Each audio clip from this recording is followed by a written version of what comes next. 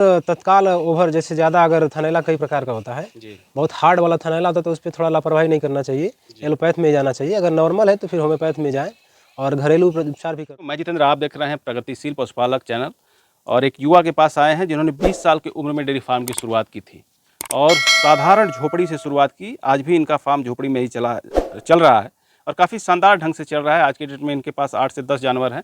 अगर छोटे बड़े जानवरों की संख्या देख ली जाए तो 14-15 हो जाएगी, लेकिन इन्होंने कभी शेड पे फोकस नहीं किया। बहुत से आप लोग देखते होंगे, बहुत से लोग डेयरी फार्म की शुरुआत करते हैं, पहला फोकस शेड पे होता है, कितना बड़ा शेड बनवा दूं मैं।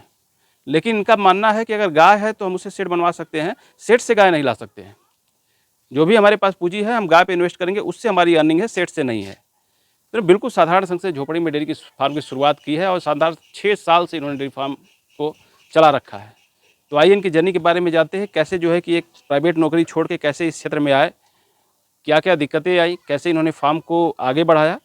तो आइए सर से मिलते हैं, बातें करते हैं और इनकी जर्नी। नमस्कार सर, एक छोटा सा अपना परिचय बता दीजिए, अपना नाम और फार्म का एड्रेस। जी नमस्कार, मेरा नाम विनय कुमार तिवारी, ग्राम मड़ौला पोस्ट टेकोला, जिला चंदौली। आप युवा हैं सर, कितनी उम्र होगी आपकी अभी फिलहाल? उम्र अब हमारा 26 साल उम्र हो गया। मात्र 26 साल की उम्र है और डेयरी के क्षेत्र में एक बेताज बादशाह के रूप में आप उभर रहे हैं। काफ़ी शानदार ढंग से पशुपालन का काम कर रहे हैं जी। कितने दिन हो गए सर ये डेयरी फार्म के क्षेत्र में आए हुए? सर 2019 से आए हैं सर इसमें हम। मतलब आज 2025 चल रहा है, लॉकडाउन के बाद। लगभग देखा जाए तो 20 साल की उम्र में ही आपने डेयरी फार्म की शुरुआत जी कर दी। जी। एक युवा पढ़ लिख के सोचता है कि नौकरी करे, जॉब करे, एक अच्छे पोस्ट पे जाए। जी। क्या कहाँ से मोटिवेट हुए आप जो कि इस क्षेत्र को चुना, आपने डेयरी फार्मिंग को ही अपना कैरियर बना लिया? सर लॉकडाउन में थोड़ा क्या है, 2016 में पापा का एक्सीडेंट हो गया था तो हम लोग पढ़ाई ज़्यादा नहीं कर पाए। जी जी। तो नौकरी कर रहे थे हम 2018 में गुड़गांव में। जी। तो वहाँ पे नौकरी कर रहे थे, लॉकडाउन लग गया तो हम लोग घर आ गए। तो घर आने के बाद ये डेयरी वाला कार्यक्रम चालू हो गया तो फिर इसी में लग गए। मतलब 20 साल की उम्र में ही आप जो है जॉब करने के लिए गुड़गांव चले गए थे? जी। मजबूरन आपको वापस घर आना पड़ा। जी। उसके बाद आपने इस कैरियर को चुना कि पशुपालन के क्षेत्र में ही हमें एक अलग उपलब्धि प्राप्त करनी है। जी। शुरुआत कितनी गायों से किए थे सर और कीमत क्या थी उस गाय की? सर एक गाय खरीदा था मैं 12,000 रुपये में सर। मात्र 12,000 की गाय आपने शुरुआत की थी? कितना दूध देती थी, किस ब्यात में थी? सर वो गाभिन थी, 4 महीने की गाभिन थी और 5 लीटर दूध था उस टाइम। उसकी बछिया भी देखिए वो है, गाभिन है जी। उस टाइम यही बछिया थी वो। जी जी। इस टाइम गाभिन है, 5 महीने में चल रहा है उसका 5वां महीना। तो मतलब 12,000 की गाय आप खरीद के लाए, तो कभी उस समय ये मन में आया कि एक मेरी बड़ी डेयरी हो जाएगी, जानवरों की संख्या लगभग 10 हो जाएगी? उस टाइम तो मैं गाय लिया था, घर पे दूध नहीं था तो इसलिए लिया था। जी। फिर अपना देखा सिस्टम यही चल रहा था गांव में उस समय, डेयरी का ही काम। जी जी। तो उसी में चलने लगा अपना। उससे पहले हम लोग गाय भैंस रखते थे लेकिन गाय नहीं रखते थे, भैंस थी। भैंस रखते थे। जी। तो गाय के रख रखाव और भैंस के रख रखाव में क्या अंतर है? गाय का रख रखाव थोड़ा सा पानी वानी में बचाना पड़ता है इन लोगों को। भैंस को जहाँ मर्जी तहाँ बांध देते हैं, लेकिन भैंस में दिक्कत है कि देखिए अभी हमारे पास एक भैंस है घर की, वहाँ पे उस साइड में है, बैठी है। वो भैंस है लेकिन 4 महीना की गाभिन थी तभी से भी सूख गई। अब 6 महीना बंद रहेगी तो घर से खिलाना पड़ता है। अब गायों में क्या है कि 1-2 महीना छोड़ना पड़ता है और दूध भी ज़्यादा रहता है। भैंस 1 लाख की खरीदेंगे उतना में तो 3 गाय खरीद लेंगे और दूध उससे 3 गुना हो जाएगा। जी, मतलब देखा जाए तो गाय बेहतर है भैंस की अपेक्षा। थोड़ा सा रख रखाव में, मेंटेनेंस में इनमें थोड़ा सा ध्यान देना होता है। तो फिर सर जब 12,000 की एक गाय लाए, उसके बाद फिर कितने दिनों के बाद गायों की संख्या आपने बढ़ाई? वही 1-1.5 महीना के बाद मैं फिर एक गाय खरीदा। उस समय पहले की बछिया थी जी, 22,000 में खरीदा था जी। ये बहुत अच्छी बछिया थी वो। 32,000 रुपये मुझे मिलने लगे, मैं दिया नहीं उसको। 2 ब्यात के बाद उसको मैं बेचा था जी। 36,000 में बेचा था 2 ब्यात के बाद उसको। मतलब ऐसे करके क्रमशः धीरे धीरे आप जो है गायों की संख्या जी सर बढ़ाते गए जी सर। क्या क्या चुनौतियाँ आई, समस्याएं क्या क्या आई? सर शुरू में बहुत सारी समस्याएं थी। गाय मैं रखा नहीं था कभी, तो जो गाय लिया था वो 12,000 वाली, उसमें भी डिस्टर्बिंग हुआ था क्योंकि जानकारी नहीं थी। भैंस रखे थे हम लोग तो गाय घर पे थी, बांध कर हम चले गए थे। बारिश में भीग गई, भीगने की वजह से बच्चा दे दी थी वो। 4 महीने की लड़ा गई थी जी। तो इस वजह से थोड़ा उसको दिक्कत हो गया उस ब्यात में, लेकिन लड़ाने के 1 महीना बाद फिर दूध उसका बढ़ गया। 7-8 लीटर दूध फिर टाइम पे हो गया था। अच्छी गाय निकल गई। लेकिन वजह से जैसे समय से गाय बच्चा पहले दे देती हैं, कुछ इस पे वजह जैसे कि अब एक में जैसे अब कभी कभी क्या होता है कि मौसम सर्दी गर्मी का होता है जी। तो सर्दी गर्मी में अगर भीग गई और अचानक से फिर धूप हो गया, गर्मी आ गया, तो उसमें भी दिक्कत होता है। और यही सब दिक्कतें हैं सर। कभी मान लीजिए कोई गाय छूट गई, अगर उसको मार दी तब भी ऐसा होता है। मतलब चोट लगने से भी होता है। और अत्यधिक अगर गर्मी, जैसे जून का महीना, मई का जून महीने में बहुत ज़्यादा टेम्परेचर आता है, उस टाइम भी दिक्कत होता है जी। और सर क्या क्या चुनौतियाँ आई, थोड़ा सा हमारे दर्शकों को उसके शुरुआत में सर यही बुखार उखार, सर्दी, फीवर वगैरह, थनैले का, यही सब सर दिक्कत था। लेकिन समय के साथ साथ सब कुछ कंट्रोल में हो गया। तो थनैला देखा जाए तो कहीं ना कहीं कोई ऐसा इससे अछूता नहीं है, कोई भी जी पशुपालक जो जी है सर। जो डेयरी फार्म कर रहा है जी सर। इससे अछूता नहीं है। जी हर जगह ये जो है कि पैर जमा के बैठी हुई है। जी। तो इसका इलाज क्या करते हैं आप? जैसे किसी जानवर को थनैला हो देखिए, गया। अगर तत्काल ओवर जैसे ज़्यादा अगर थनैला कई प्रकार का होता है, जी बहुत हार्ड वाला थनैला होता है तो उस पे थोड़ा लापरवाही नहीं करना चाहिए, जी एलोपैथ में ही जाना चाहिए। अगर नॉर्मल है तो फिर होम्योपैथ में जाएँ, और घरेलू उपचार भी करते हैं हम लोग। जैसे तुरंत अगर हो रहा है जी तो तुरंत अगर हो गया तो गर्म पानी और फिटकरी डाल के गर्म पानी से उसका धुलाई करते हैं हम लोग, जी। और हिमगंगे का तेल ठंडा जो आता है उसको पोत देते हैं उसमें, और बर्फ़ से सिकाई करते हैं। मतलब फिलहाल इससे कंट्रोल हो जाता जी है। सर। तो मतलब एक आपने कहा कि हार्ड वाला अगर थनैला, जी एक नॉर्मल जी। थनैला। तो पहचान क्या होती है कि कौन नहीं, सी हार्ड थनैला वाला हार्ड जैसे वाला होता है, है? क्या होता है कि जो हार्ड वाला होता है उसमें तुरंत थन फूलने लगता है और जी टाइट हो जाता है पूरा, कड़ा हो और जाएगा। उसमें कचड़ा नहीं, पानी आता है। जी और जो नॉर्मल होता है उसमें कचड़ा आता है। तो नॉर्मल वाला जो कचड़ा वाला उसमें तो कंट्रोलिंग होम्योपैथ वगैरह से ही सब नॉर्मल दवा से भी हो जाता है, लेकिन जी। थोड़ा हार्ड वाले में दिक्कत होता है। तो आपने ब्रीड पे भी काम किया, क्योंकि उस समय आपने बताया कि 3-4 लीटर वाली गाय जी थी, सर। आज आप कितने लीटर वाली गाय पे पहुंच गए? हमारे पास तो 24 लीटर तक की गाय फिलहाल है। मतलब पर डे का 24 लीटर। जी सर।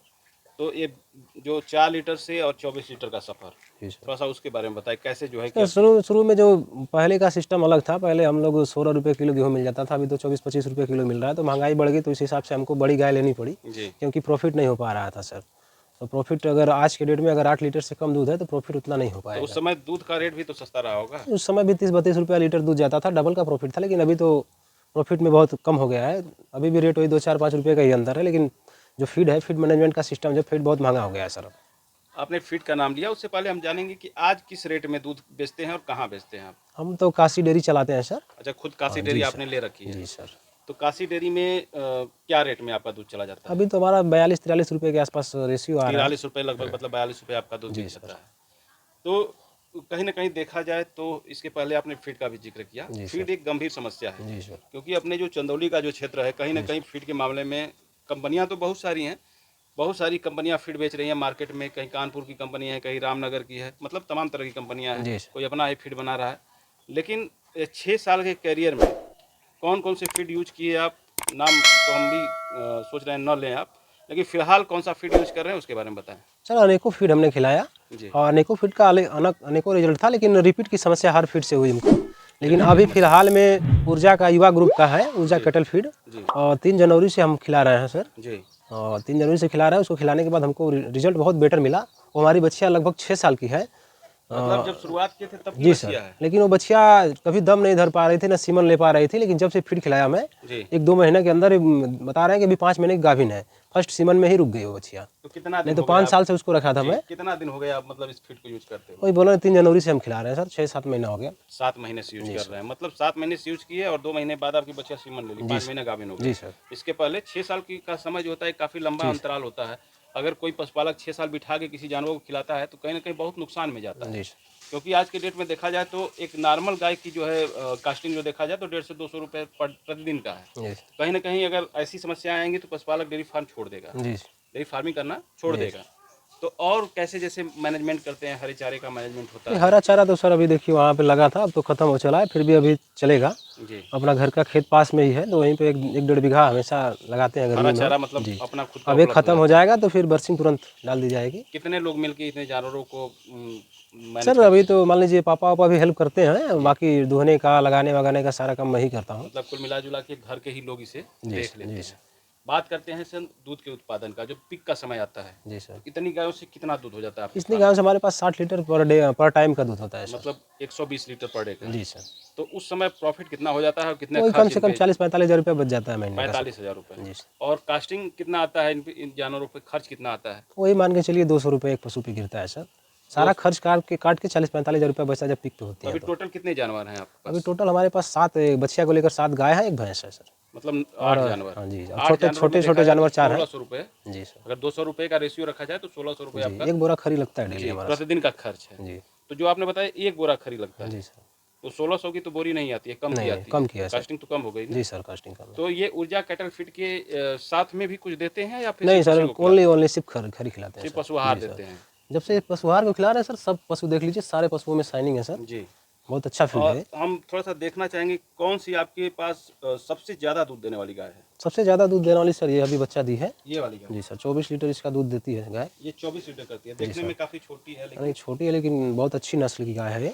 कितना दिन हो गया बच्चा दिए? अभी इसको 3 दिन हुआ सर, 8 लीटर दूध तैयार है इसका। मतलब 3 दिन ही हुआ, 8 लीटर दूध अभी तैयार हो गया है। मतलब जैसे जैसे अभी तो इसको पूरा फीड भी नहीं दे रहे नहीं नहीं फीड अभी थोड़ा बहुत बस खिला रहे, फीड नहीं खिला रहे एक हैं। ताजी ब्याई हुई गाय है आपके पास। जी ताजी ब्याई हुई गाय का कैसे मैनेजमेंट करते हैं सर? कैसे इसका देख रेख करते हैं? शुरू में कैसे खिलाते हैं? वही शुरू में सर क्या है कि शुरू में थोड़ा भूसा वूसा ही खिलाते हैं। जी मिल जाता है जौ का, जी आटा। जौ का आटा थोड़ा बहुत खिलाएंगे, 1 किलो गुड़ पिलाते हैं रोज, गुड़ जवाइन वो सब जो देसी है वही सब काम करते हैं सर। नए युवा जो हमारे इस डेयरी के क्षेत्र में जुड़ना चाहते हैं, जो बेरोजगार हैं, घर पे ही कुछ स्वरोजगार करना चाहते हैं, उनको आप क्या सलाह देंगे? कैसे शुरुआत करें? सर्वप्रथम सर वो पहले गाय के बारे में जैसे खोलना चाहते हैं ठीक है, लेकिन गाय के बारे में थोड़ा जानकारी रख लें कि उसका रख रखाव कैसे है। बड़ी बड़ी डेयरियों पे जाकर उनसे थोड़ा सलाह राय मशवरा ले लें कि कैसे रखना है, क्या मैनेजमेंट करना है, उसके बाद ही खरीदें। और सर्वप्रथम एक गाय पहले खरीदें। एक गाय रखेंगे तो उसका देख लेंगे कैसे बीमार हो रही है, क्या खिलाना है, कैसे गड़बड़ा रही है, सारा सिस्टम जब जान लेंगे तो 1 महीने बाद फिर एक गाय ले लें, 2 महीने बाद फिर एक ले लें। ऐसे धीरे धीरे 5 गाय रखेंगे तो आराम से 25-30 हज़ार रुपये महीना कमा लेंगे। मतलब एक घर पे रह के आप 5 गाय से 25-30 हज़ार जी कमा सकते हैं। ये मैं नहीं कह रहा हूँ, एक हमारे पशुपालक हैं जो कि युवा हैं, जिन्होंने बाहर की भी नौकरी की है, प्राइवेट सेक्टर में नौकरी भी किया है, उनका ये अनुभव कर रहा है कि घर पे रह के आप 25-30 हज़ार रुपये कमा सकते हैं मात्र 5 गायों से। अब रह गई बात अनुभव का, तो धीरे धीरे आप इसमें आइए, धीरे धीरे सीखिए। ये खुद आपको सिखाएंगी कैसे आपको शुरुआत करना है, कैसे देख रेख करना है, कैसे मैनेजमेंट करना है। और सर एक चीज़ और मैं लास्ट में पूछूंगा, जैसे बहुत सी डेयरियाँ युवा जो है यूट्यूब का वीडियो देख के या फिर एक दूसरे का देख के डेयरी तो खोल देते हैं, लेकिन कुछ ही दिनों में उनकी डेयरियाँ बंद हो जाती है। इसके पीछे क्या कारण होता है? सर कारण यही है कि वो लोग सोचते हैं कि कोई बोल देता है मैं महीने के 50,000 रुपये कमा लेता हूँ 5 गायों से 4 गायों से, और जाके तुरंत अपना गाय खरीद लेंगे, शेड बनवा लेंगे, सारा सिस्टम। देखिए मैं 6 साल से चला रहा हूँ, अभी भी मेरा शेड उसी तरह है, बिल्कुल, हम झोपड़ी के साधारण साथ। ढंग से झोपड़ी में आप चला तो रहे हैं। पहले अपना सिस्टम बनाइए, उसके बाद जो पैसा आप 1-1.5 लाख रुपया शेड में लगवाएंगे, जी उससे अच्छा है कि 1.5 लाख रुपया पशु में लगाइए। जी तो पशु लगाएंगे, अब 3 गाय भी खरीद सकते हैं, अगर 50,000 वाली भी गाय खरीदे जी जी तो उससे कमाएंगे आप। जी तो कमा लेंगे तो धीरे धीरे अपना सिस्टम बनाएंगे, और एक बाइक पैसा लगा देंगे तो फिर डिस्टर्ब रहेंगे, क्योंकि अपना क्या है कि इस फील्ड में आने के लिए सारा सिस्टम होना चाहिए, जी। बैक सपोर्ट होना चाहिए। तो सारा पैसा अगर एक ही बार में आप लगा दिए तो जब बकेन हो जाएगा पशु तो दिक्कत होता है। तब दिक्कत हो तो इसलिए पीछे के सपोर्ट के लिए पैसा पहले रखना चाहिए कुछ स्टॉक में सर। जी। बहुत बहुत धन्यवाद सर, आपने इतना कीमती समय हमारे दर्शकों के लिए दिया। आपका बहुत बहुत